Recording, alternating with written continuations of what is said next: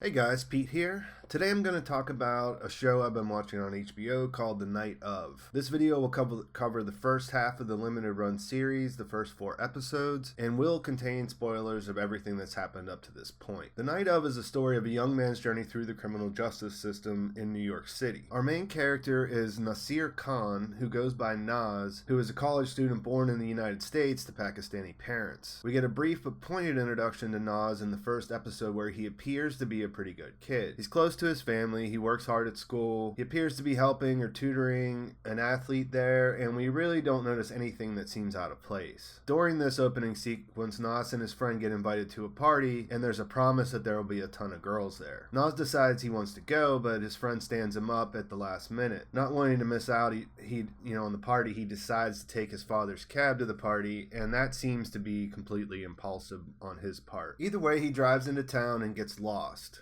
Because he doesn't know how to turn on the off-duty light for the cab, a young woman jumps in the back wanting a ride. Nas was in the process of trying to turn the light on because 2 guys had already gotten to the cab before that, and he couldn't figure it out, and in the meantime, Andrea jumps in. He initially tries to get her to leave the cab too, but she ends up being able to persuade him. She's like flustered, and it looks like something happened.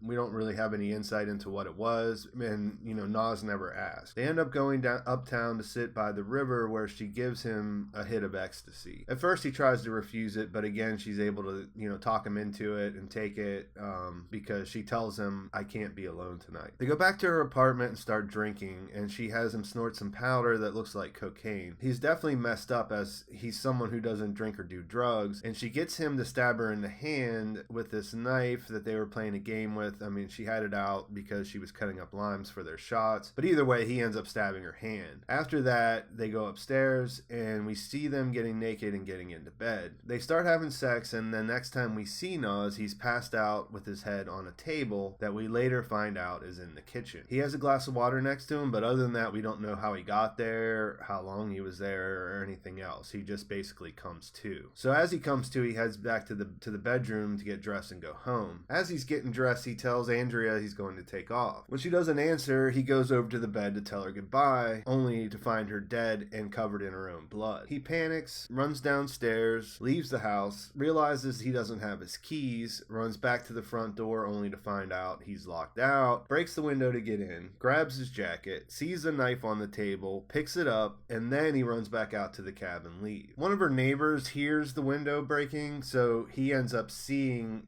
Nas running back to his father's cab, and then he calls the cop. Nas makes an illegal turn that gets him pulled over around the same time that the call goes in. So this all ends up with him in custody, the cops finding the knife, another witness showing up at the station and identifying that Nas was at the scene, and Nas getting charged with killing Andrea, whose body was found at the brownstone when the police went there to check out the break-in. So the big question is what happened between the time we last saw Nas awake and when we see him come to. Andrea was definitely killed. We learn later that she had been stabbed 22 times, and the police can definitely put him at the scene. On the other hand, he hasn't shown signs of being a rage killer, and their encounter seemed like both parties were into it and that it was 100% consensual. As viewers, we aren't thinking he did it, but there haven't been very many other characters who could be potential suspects that we've been introduced to either. In fact, through the first 4 episodes, there's only a few people who stand out as possible suspects. So let's look at them all individually. Suspect number 1, the hearse driver. After Nas first picks Andrea up, they stop at a gas station. While he is inside paying, she tosses a cigarette butt out the window, which catches the attention of this guy who is fueling up a hearse at the next pump over. He walks over, picks it up, and knocks on the window. He asks her if she wants to be his next passenger, as in, do you want to die? And ends up putting the cigarette out against the window when she ignores him. When Nas walks back out, they show the driver in the frame again, watching him as he gets into the car. This scene stands out because the driver is a bit creepy, but really we have no other reason to think he would be involved in the murder. It is not unbelievable that he would have just been annoyed by the fact that she's throwing the cigarettes out her window while he's pumping gas. In order for him to be the killer, he would have to follow them to the river and then back to her place, where he'd have to wait until the right moment to sneak into the apartment. And that might not seem that hard to do, but let's not forget he's driving a hearse, which is pretty noticeable. It's like a pretty noticeable vehicle, and it stands out. For those reasons, I would be shocked if the hearse driver is actually the killer. Suspect number 2, unknown guy on the street. The next seemingly non-essential character we meet is outside of Andrea's place. As they are going inside, two guys walking down the street say something under their breath, and that causes Nas to ask them what they said.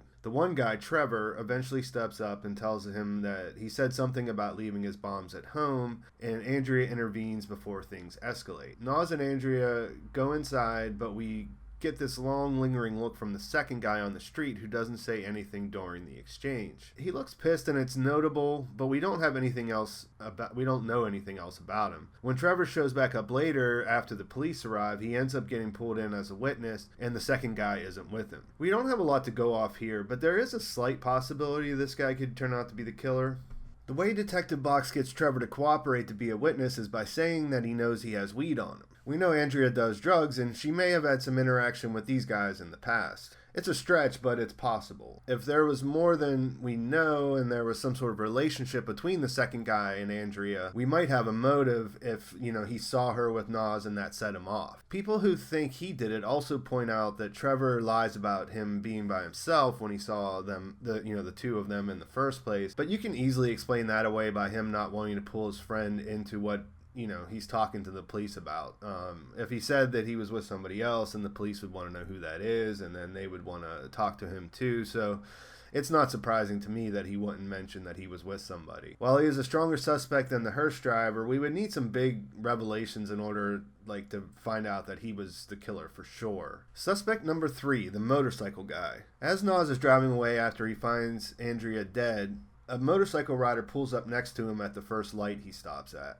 The motorcycle rider stands out because he looks over at him, but other than that, we don't have any idea of who he is or if he's important or not. People theorize that he might be connected to the murder for the same reason that some people think that the hearse driver might have done it. Because otherwise, why are they in the show in the first place? One difference here is that he pulls up next to Nas, and Nas has the knife right on the dashboard from the crime scene. So, he has to make a decision, and he decides to put it in his jacket since, the rider is looking at him. This isn't very strong evidence, so unless he turns out to be someone important and we find out his identity later, I would say there isn't enough to say that he is or isn't the killer. There's also a theory that involves the fact that if you look really closely at Andrea's driver's license, she has a motorcycle thing on there, so there may be a connection, but just seeing the guy doesn't really do it for me. Suspect number 4, the stepfather. Detective Box has to contact Andrea's next of kin, who happens to be her stepfather. At first he refuses to come down, saying that he's tired of dealing with Andrea and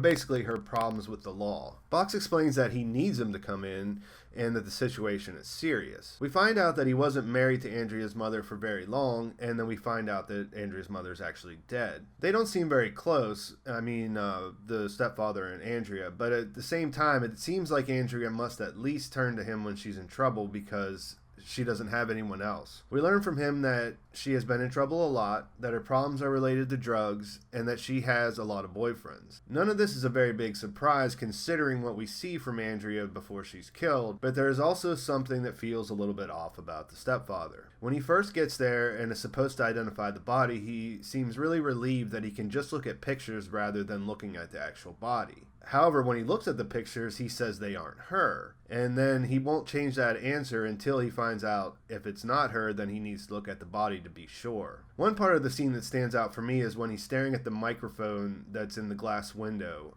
There's a woman behind the glass giving him instructions, and it's sort of like he's the situation's setting in for him. It stands out that he's absolutely affected by her death, even though he seems to downplay any closeness that there was between them. Now, is this suspicious? I don't really know, but it definitely gives you, makes you want to think about what their relationship is. The stepfather is definitely connected to Andrea, of course, and there is a scene at her funeral that further puts the spotlight on him as a potential suspect. As everyone else is leaving, he's still standing there by the casket talking to some guy that we don't know. It boils down to a conversation about money, and the stepfather tells him to sign the papers and send the check, and says, "Don't call me again." The stepfather looks angry and threatening, and Stone records all of this on his telephone, so it may come up later. Other than that, we don't know a whole lot about where the, alibi, if they really had a different kind of relationship that we know, so the evidence isn't in as far as saying the stepfather did it. He's a pretty good suspect, but that's all we know. Suspect number 5, Nas himself is the killer. The police feel like they have enough evidence against Nas to get a conviction. He's the only one they know was there. They found him fleeing the scene with a bloody knife in his pocket. With so few other suspects and scant details about any of them, I started to think that maybe Nas really did do it. It would be a big surprise, and after he passes on the deal to plead guilty, I thought maybe the big twist of the series was that he did do it, but he would end up getting off anyways. Then I went back and watched the first episode again and realized there are some real problems with this theory. First and foremost, we know Andrea was stabbed 22 times, and we saw how much blood there actually was. When Nas wakes up at the table, he doesn't seem to have any blood on him at all. You could say maybe he cleaned himself up, took a shower, and then passed out, but later in the police station we see that he still has blood on his hand, presumably from when he stabbed her. The first time downstairs when they were playing with the knife. If this was the only thing, that might you might be able to explain that away by saying that he got that blood on his hand when he broke the window to get back in the house, but it isn't the only thing that doesn't add up when you think about Nas being the killer. If you think he did it, think about some of what happens afterwards. I won't even get into the details of the crime scene or the evidence or the lack thereof, since we haven't actually been given that much of that to go off of. Just based off what we've seen, Nas would have had to stab her that many times and then clean himself up all before he passed out. This would mean that he blacked out either as a result of the drugs or some mental illness he has we don't know about, and that means it makes it seem less likely that he would have had the sensibility to clean up. Remember, when he first discovers her in the bed, he doesn't know that she's dead, and he ends up running out of the house without the keys. He grabs a knife that isn't the murder weapon and takes it with him when he comes back, and then for some reason picks up the vial of coke or whatever it is too. None of this is the behavior of an experienced killer who has it together enough to, say, be a secret serial killer or something like that. One more thing is that when he gets undressed at the police station and we see the scratches on his back, it also looks like he has a smear of blood from her hand above his hip. This will be consistent from the wound that she suffered before they went to bed when they were playing with the knife. In my opinion, this is really clear evidence that he didn't clean himself up at all before he goes and passes out at the table. One of the main reasons I thought it might be Nas is because the other suspects we've been presented with seemed like they had been red herrings, or they were just people that were added to mislead our way of thinking. After looking more closely at the visible evidence we have, though, it'd be really hard for the showrunners to make Nas the killer. So where does all that leave us then? Halfway through the season, have we just not met the killer yet? Or will it turn out that it is actually the stepfather or one of the other guys? It's hard to tell, and while I think it's important that we find out what happened on that night, maybe overall that isn't the point of the series. The Night Of is based on the BBC series Criminal Justice. I haven't watched that because I didn't want to know what the end might be, but the name Criminal Justice seems to be a foreshadowing all of itself.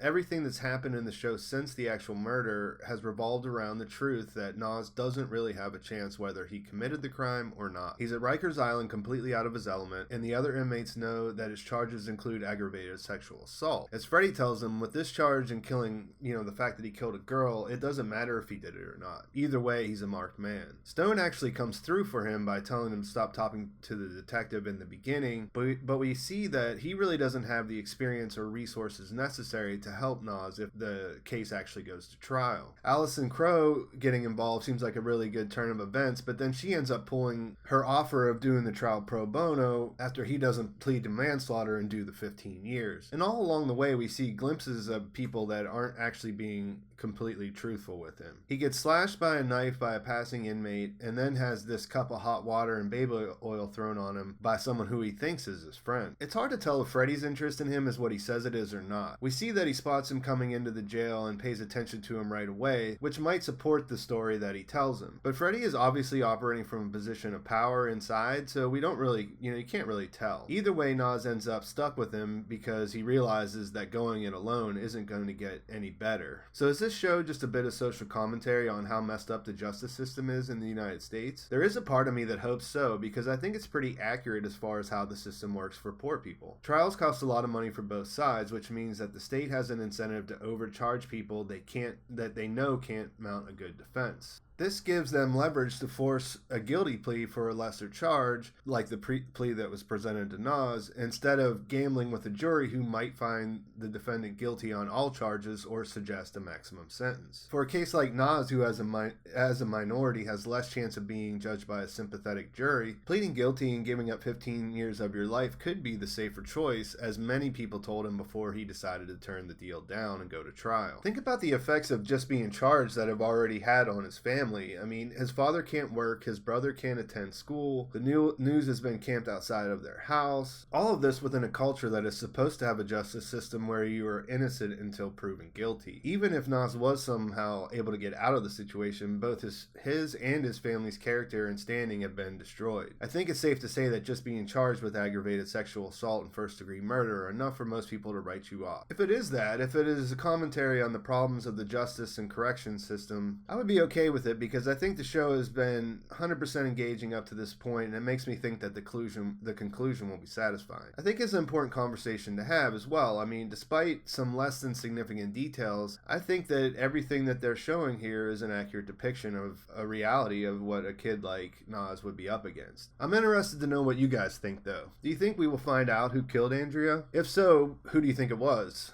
Do you think we'll find out, but the damage has already been done, so Nas will go to prison for life anyways? Do you think this is a realistic depiction of what would happen to a guy like Nas in the system, or do you think it's an over-dramatization? Let me know what you think in the comments, and tell me what you think is going to happen. Please like the video and subscribe to my channel if you want to see more videos like this. Thanks for watching. Talk to you soon.